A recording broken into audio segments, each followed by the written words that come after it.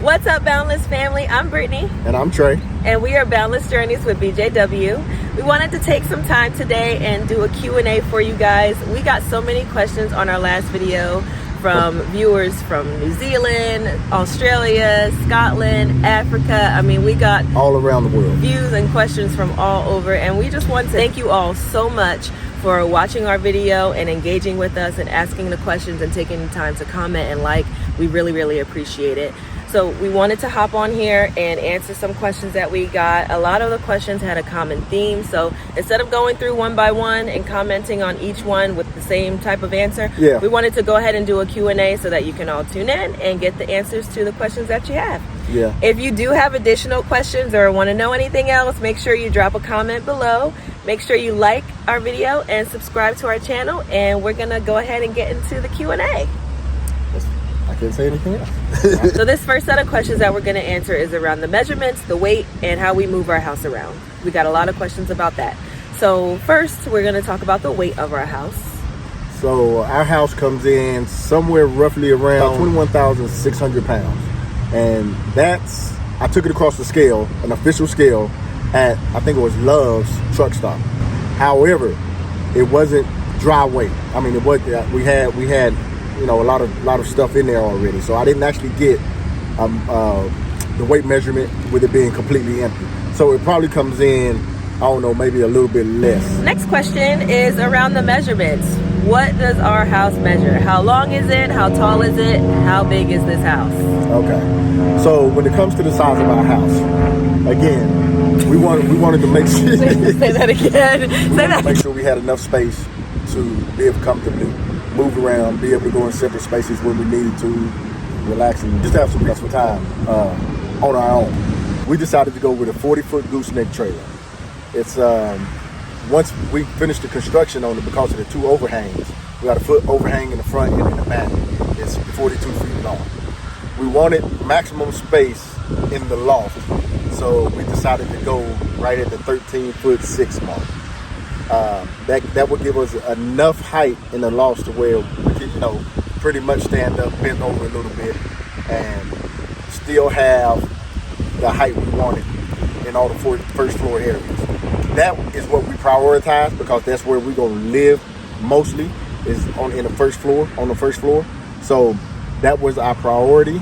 As far as us, we had some people with comments about, you know, crawling around. They couldn't, you know, do it because they had to crawl around. For us, that's not an issue. We really took that into consideration when making this decision. The width of our trailer is 8.5 feet wide. So we wanted to make, we just wanted to make sure we had enough room in it, both length and width to move around. We can walk past each other without bumping into each other. It's just, the space is more than enough for what we need. And more importantly, we can pull it down the highway and fit into an actual lane on the highway. This next set of questions that we're going to answer is about how we move around with our tiny house. So how do we get this thing from one place to the next location? What do we use? How do we travel with it? And how do we move this tiny house around? What vehicle do we use? So again, when we started this journey, I had a Ford F-150, which I knew wasn't going to be enough to pull something of this size. So I did a lot of researching and trying to decide which truck that I feel was going to be able to pull this home and not be stressed. So I ended up going with a Dodge Ram 3500. I think it has a total capacity of 37,900 pounds, which is more than enough to pull our tiny home. We also got a few questions about, is it difficult to move around? Is it a destination trailer? Do we use it as a travel trailer? So building this trailer, we built it with all of that in mind. We can use it as a destination trailer. We can use it as a travel trailer to a certain extent if we want. So as of right now, we've been moving it around a lot. And, you know, we've had no problems on the inside, and it's worked out great for us. So it's dependent on, you know, when you start out on this journey, you really have to think about the way you want to use it. And our journey so far, it's been used more as a travel trailer because, you know, we've been where to Virginia, New Jersey, Florida, the beach in North Carolina, the beach out on the coast of North Carolina, Arizona, you know, and quite a few places in between. So, and it's standing up to the test with no problem. So that is what we had in mind when we designed our trailer and when we actually built it and put it together. Another question that we received a lot on our previous video was, do we live here full time? And the answer is yes. We sold all of our furniture. We sold everything and put all the cards on the table. We laid it all on the line to move into this tiny house. And I personally do not regret that decision at all. Right. It's probably been one of the best decisions I've made in my life. Yeah, and it's funny because oftentimes when we're away for more than a week, we're ready to get back home. Yeah. So that's how much, how comfortable we are in it, and how much we just enjoy the experience. So yeah, I told a friend of mine, you know, home is home when you miss it when you're away, and that is how you know home is home. And whenever we're away, we're like, okay, we're ready to go home. Like, I miss our house. We miss our way of life. Like, we just miss it so much. So it's really become our home. And yeah, I mean, I can't say enough positive things about the transition that we've made to living a more simplistic life.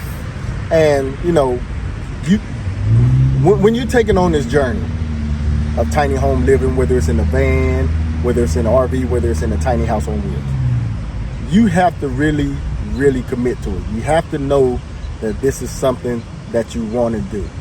Because what she said in the beginning of this segment is that we sold it. So for us, we were all in.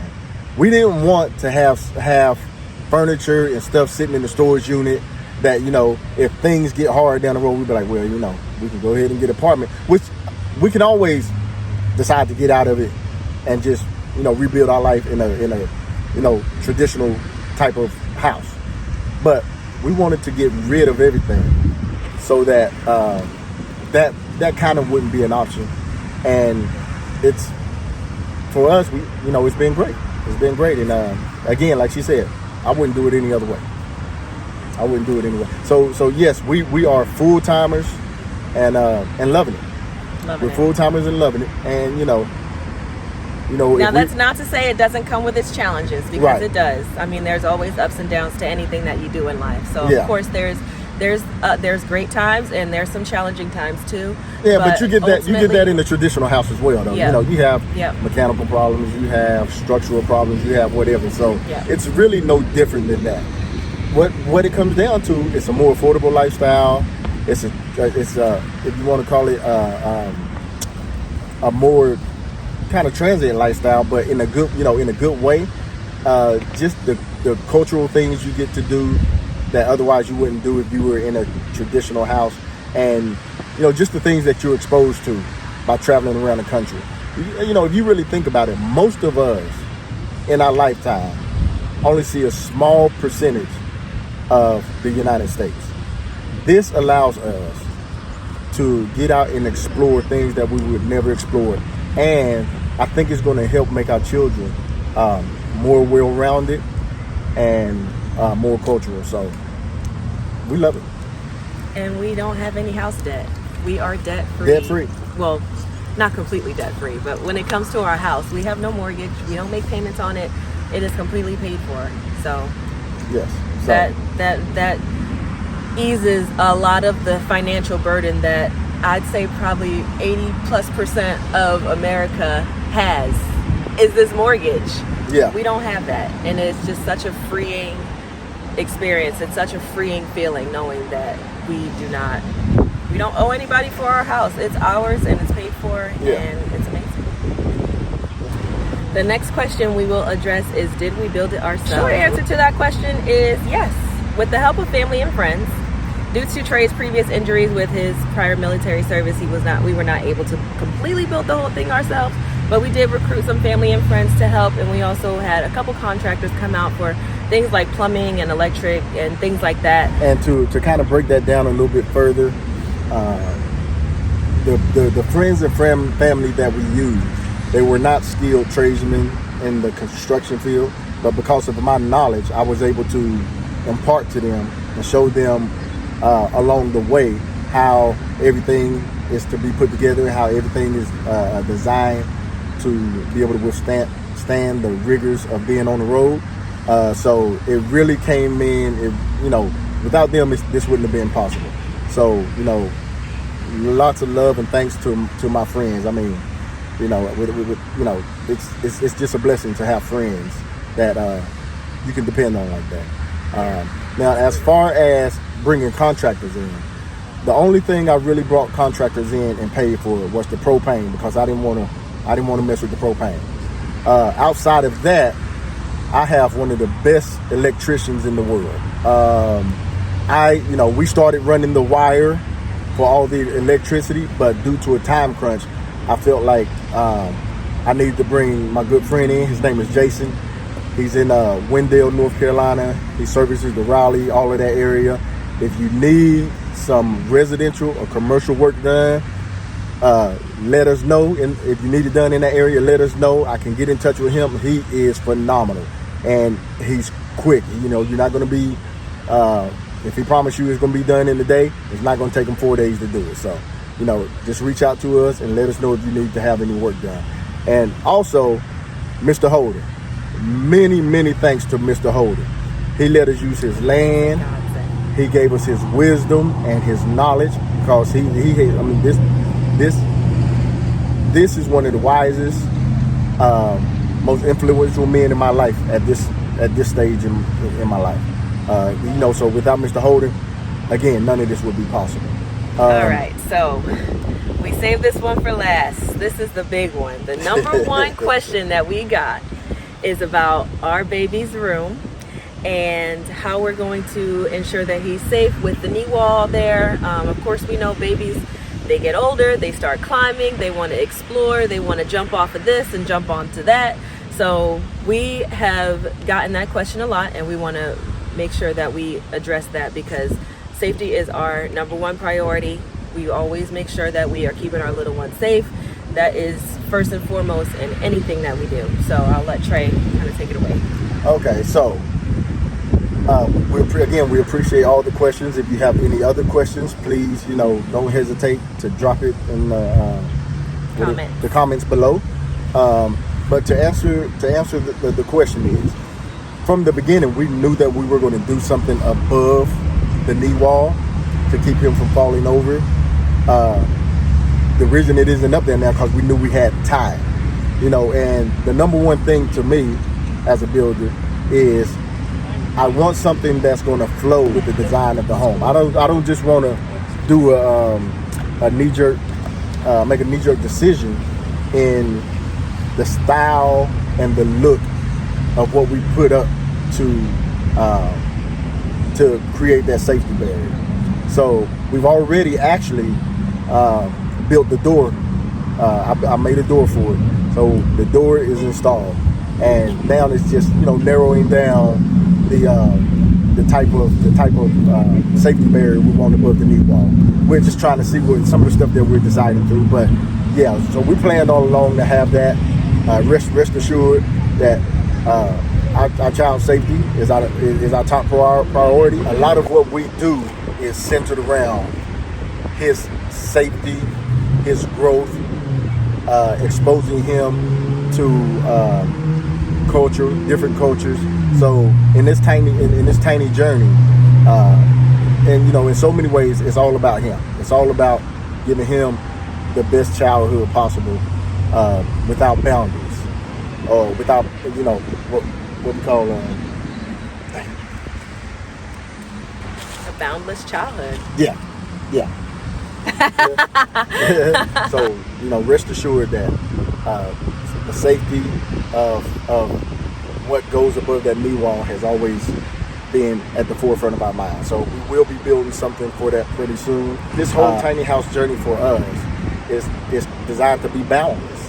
We don't want any barriers or things obstructing our enjoyment of this lifestyle. So we will have all safety precautions in place while pushing the limits on what we can do through this lifestyle. So thank you so much for watching. That concludes our Q&A for today. Just so you guys know, we do have additional Q&A videos coming out with some topics that we were not able to address in this episode, such as